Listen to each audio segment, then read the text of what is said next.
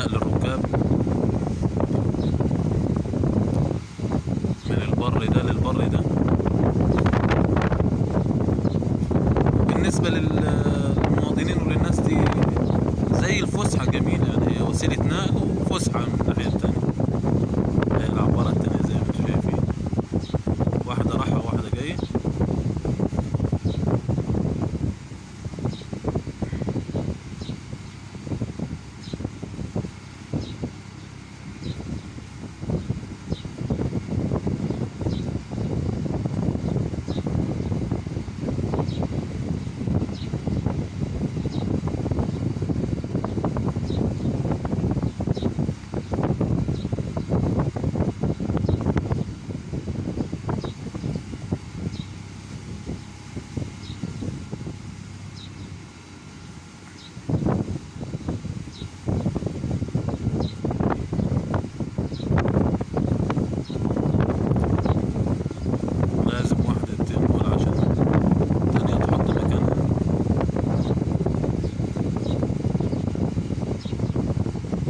الناس بتستمتع الصراحة هي وراكبة العبارة دي. هي وسيلة نقل أساسية، ولكن الناس بتعتبرها زي الفسحة. منظر النيل، مية، سماء، خضرة. دي بتركن هنا، والتانية تركن على الناحية التانية، وهكذا طوال اليوم.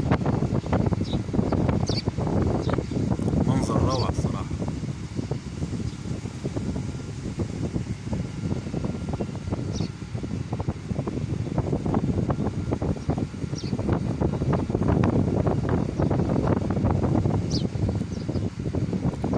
ومنظر النيل حاجة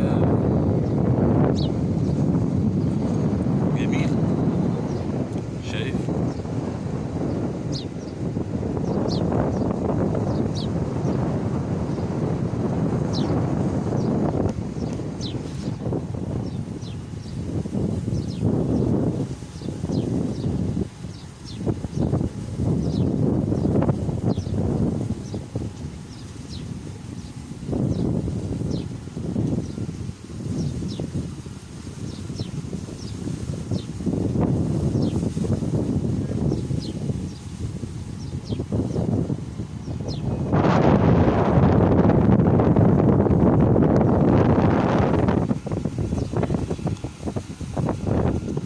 أتمنى أنكم تكونوا استمتعتوا معايا بالنيل.